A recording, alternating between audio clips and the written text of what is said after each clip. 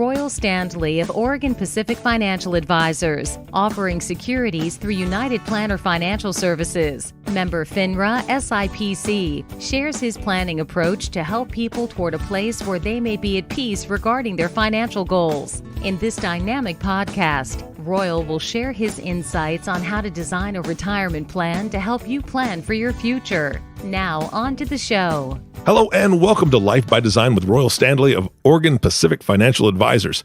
Last time, on the last podcast, if you were not with us, which that would be crazy because this is an amazing podcast, if you weren't with us on the last podcast, we started a discussion about guaranteed forms of income. And today is part 2 of that 2-part series, and we're going to continue the conversation. Hello, Royal. How are you? I'm doing well. Excited to get back into this. I think, we say guaranteed forms of income, the eyes kind of roll back into the head, but really what we're talking about is how do you create that month-by-month paycheck that, we all get used to in our working career? How do you do that when you're not working anymore? And I think fundamentally that's really what we're talking about is how do we replace that? How do we feel comfortable with that as we move into retirement and no longer working? So I hope to make this as exciting as I feel like it should be. But it does sound a little dry as we start to talk about it. Well, why don't you start off by telling us, you kind of use an analogy about legs of a stool. Can you kind of give the audience a reminder of what that means? Yeah, absolutely. So as we look to build income for someone in retirement, usually we're not just using one source of income, at least we hope not. We're kind of putting together different legs of the stool to kind of form that base for them that on a monthly basis, they're going to receive income into their bank account each month that they're going to spend on a monthly basis for, utilities, the house payment, travel, etc. And we want to put that together in the most stable fashion possible. So if there's an issue with one, there's something to fall back on there. And what we covered in part 1 was really 2 of the most basic ones. The first being Social Security, of course. Most people have an understanding that they're paying into Social Security during their working career. It's really the most common type of income for people in retirement. I think it's utilized way too much as the primary source of income. That's really what we want to get away from, I think, at this point, is relying so much on Social Security. The other form that we touched on in part 1 was the Oregon PERS system. And PERS is a public employee retirement system, which provides a guaranteed stream of income with survivor's benefits, as does Social Security, if that's something you need to select there. A little bit more complicated than Social Security. Social Security is pretty straightforward. The Oregon PERS, you have a lot of different options. And most states offer some sort of state-sponsored pension like this for their public employees. So it might vary a little bit if we're looking at CalPERS in California, but definitely something for usually what becomes the largest employer in the state, which, of course, is the state. All right. So what are we covering today? So now I think we're going to kind of fill in the gap here with the other forms of, or the other legs of that stool that we add on to there. And we're kind of going to talk about how we're going to utilize all of this. Some things to consider, especially in your working career.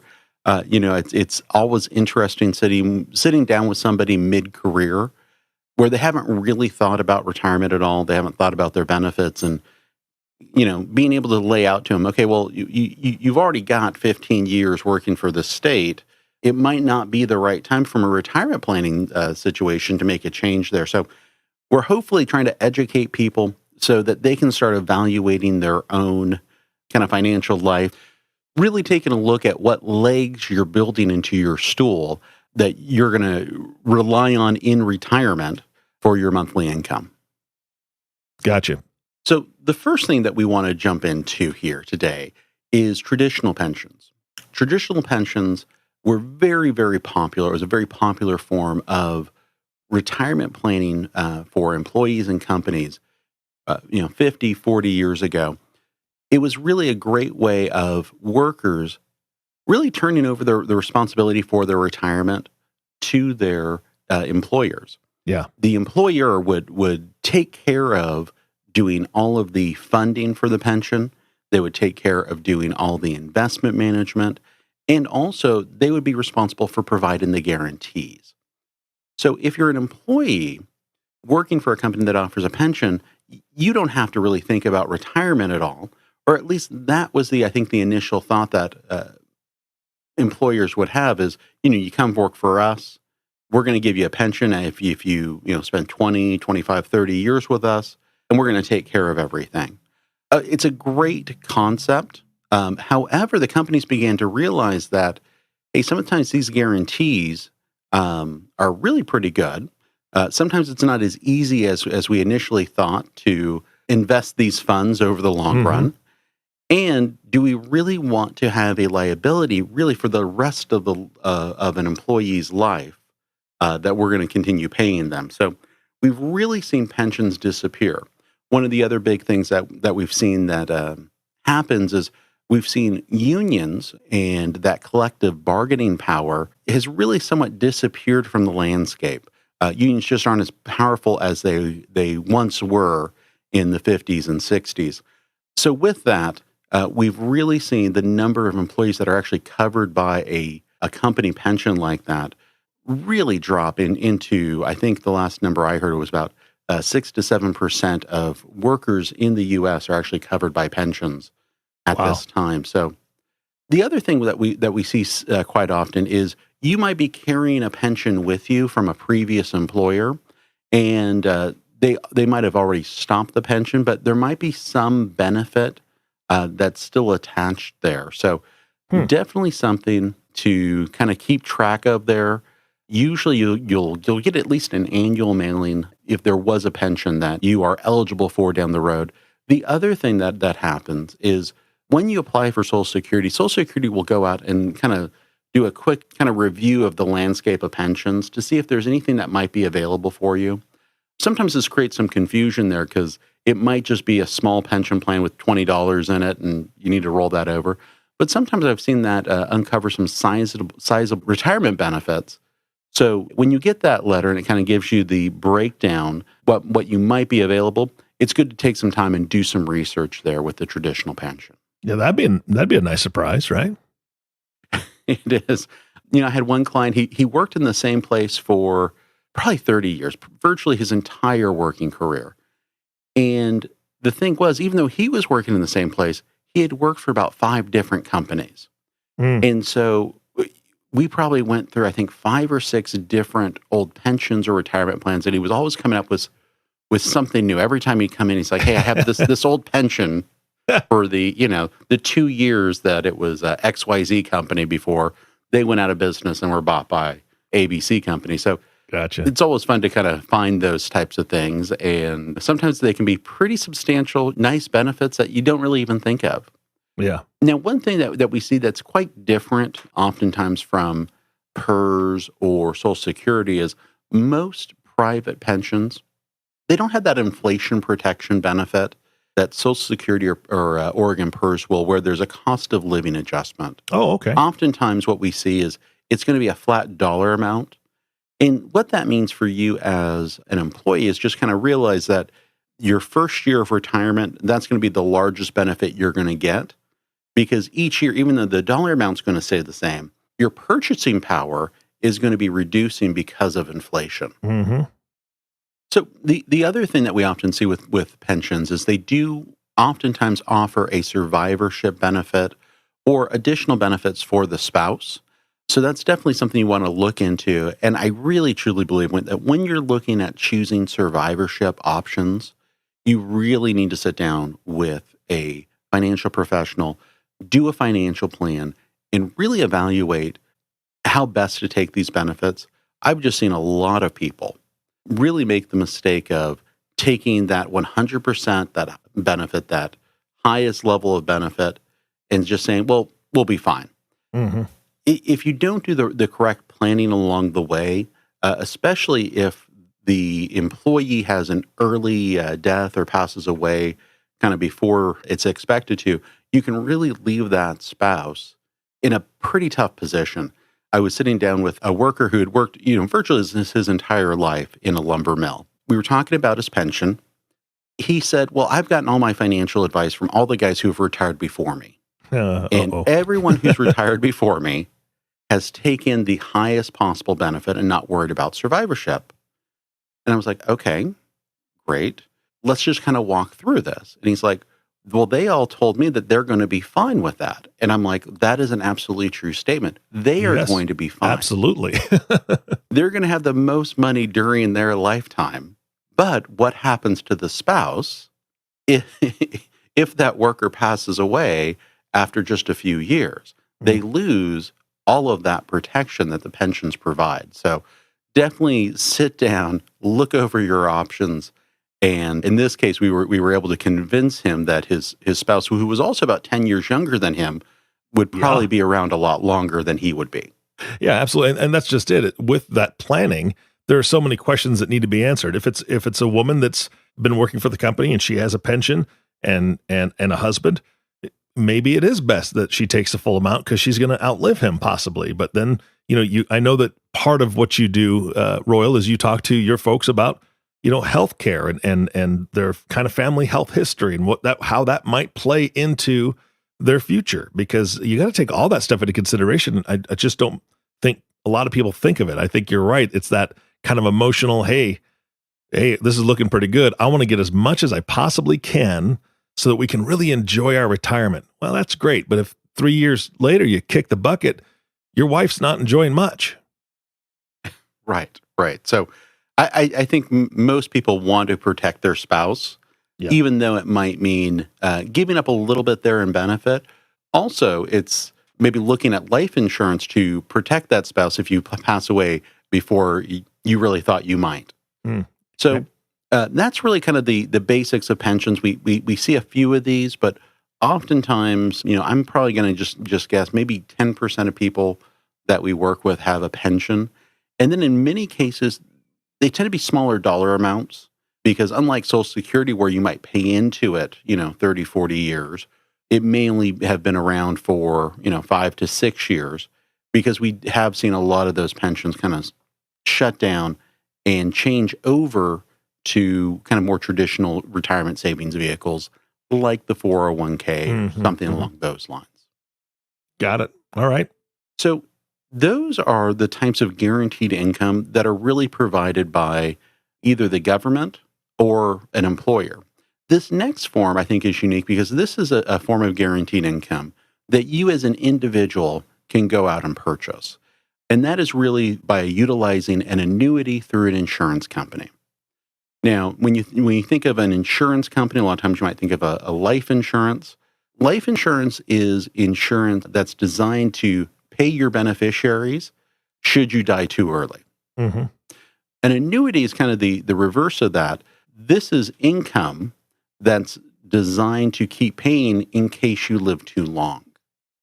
And with an annuity, most guaranteed annuities over the course of a lifetime, they're going to be there that entire way. The insurance company is utilizing some of your assets to create this income stream that's going to be guaranteed over your lifetime. So let's just kind of get into some of the basics here.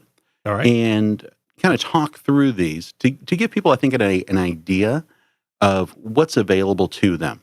Now, first and foremost, I'm going to say annuities are not for everybody. Not everyone needs to guarantee income. Sometimes you have enough assets where that's just not a concern, but oftentimes annuities can just provide that extra level of comfort to people where they just don't have to worry about, that paycheck ending one day. Yeah. So the most common type of an annuity that's kind of when people talk about that guaranteed income stream is what we call a single premium immediate annuity, or a SPIA. In a SPIA, you're basically creating a contract with the insurance company. You're giving them a sum of money. They're going to take that money, and based off of where interest rates are and the amount of money you give to the insurance company, they're going to guarantee you in most cases, a monthly income stream for the rest of your life or for a specified period of time. So oftentimes what we'll look at here is utilizing a SPIA, a single premium immediate annuity, as a very simple way of giving a client that pension-like income where they can just rely on that being deposited each month. So one of the biggest factors here is if you're taking a life-only SPIA, and once going back to that pension idea, life-only, is if you were to pass away after, let's say, the first month, you might have given the insurance company, $100,000. You've gotten $400 back in immediate income. If you pass away with a life-only single premium immediate annuity, you've really given the insurance company a windfall. So that's definitely not what we recommend. Yeah. A lot of times with these SPIAs, you can also say, I want this for the rest of my life, but in case I pass away early, I'd like premium payments to continue for 5 or 10 years, or I'd like income payments to continue on until the insurance company has paid back everything I gave to them. You lose a lot of control with the SPIA, but you're getting a great income guarantee where you just are guaranteed to receive this. And that guarantee is backed up by an insurance company that has those reserves that can protect you. Got it. All right. That's interesting. There's multiple ways to get those assets, whether it's, like you said, I want every dollar that I've given the insurance company, which I'm sure puts a lot of different types of restrictions or things on it. But then I guess each individual person, married or single, has to think of it for themselves. Can you, if you have, let's say you don't have any, or you don't have a spouse any longer, maybe they've passed, can you have some of the payments go to your children? Yes, you can. If you have that period certain or refund annuity, you can have those payments. If you were to pass away too soon, go to your beneficiaries. Okay, so it's pretty flexible then. It is in that sense. The other way that we can guarantee this is with a deferred annuity. So we've talked about the immediate annuity, which starts right away. The deferred annuity is more something where you're putting money into a contract with an insurance company, but you're not going to take that additional step of annuitizing it. When you annuitize it, you just turn it from an asset into an income stream. Okay. With the deferred annuity, there are a lot of different products out there, and I think that's really where you hear a lot of people saying negative things about annuities because there's so many of them. I think they get missold sometimes. Oh, yeah. That you want to be very careful when you're sitting down with someone that they've done the research to make sure that what they're recommending is the best for your personal situation. Mm-hmm. So as a blanket statement, I don't think everyone should have an annuity, but there could be an annuity for your specific financial situation that makes a lot of sense for that specific situation. So a lot of these annuities that have come in the market over the last 15 to 20 years, they have something we call living benefits. That living benefit is actually an income guarantee where they're going to guarantee a certain percentage of income based off of what you put into the contract or how many years you've held the contract, guaranteed for the rest of your life. There's a lot of complexities inside of these annuities, but oftentimes what we see is you can guarantee, let's say 5.5%, 6%, depending on the contract, of the amount you'd have put on deposit there, guaranteed for the rest of your life or your life and a spouse's life. So the nice thing there is you have the flexibility more so than with a SPIA to make changes there. So if you see that, hey, I don't need this guarantee anymore, if there's still money left in the contract, you can stop the income and kind of take that income, put it into another investment if you want. With the SPIA, you really lose that ability completely because you've really turned that investment into an income stream. Whereas if you have a indexed annuity or a variable annuity with that living benefit, you still have the flexibility of saying, okay, I want to stop the income and kind of turn this back into an investment of some kind. Gotcha. So a lot more flexibility there with the deferred annuity as far as making changes, being invested in the market and that sort of thing. But if you want that rock solid guarantee that you're going to get this money for the rest of your life, the SPIA might be the way you look at investing those dollars for the future. All right. What's next? So finally, I think we come to one of the most common forms of that income stool, and that's simply the money you've accumulated in your IRAs, 401ks, and non-qualified investment accounts. Mm-hmm. Now, the thing with this type of income is you don't have any of the assurances that you might with Social Security or pensions or annuities, but you have the ability to keep that money invested, and you have the flexibility of adjusting how much you want to take out on a monthly basis so that you kind of maintain all of that flexibility. With retirement savings, when I sit down with a client, what we're really looking to do is we're looking to kind of build that guaranteed income stool using annuities, pensions, Social Security. And then if there's still a need for additional income on top of that, then we're looking at taking a distribution from those retirement savings to kind of make up the difference. Usually, we will sit down with a client, kind of help them break out what their expenses are on a monthly basis, maybe factor in some annual expenses like travel or remodeling the house, that sort of thing. And then we'll use that retirement savings bucket to kind of fill in any gaps that are left over once we factored in all that guaranteed income. There's also the question of how do we invest the money inside of those retirement accounts? For some of it, we might be looking to just have that grow with the markets. Other times, we might have a very fixed number that we need to reach each month to send out to a client. So we might be investing more for income. It all depends on the individual and kind of what their objectives are for their accounts. Are they trying to maximize what they're spending on a monthly basis, or are they trying to make sure that the kids are taken care of when they're gone? The main thing that we don't want to do without really getting everyone on board is spending down an account without everybody kind of knowing what we're doing. If it is looking like, hey, to maintain your lifestyle over, the next 20, 30 years, we're going to have to take your assets down. That's really what we're talking about when we talk about spending down an account, is taking too much of a distribution so that over time, that account starts to have a risk of going to zero. Now, sometimes we'll look at spending down an account because we know there's other assets available.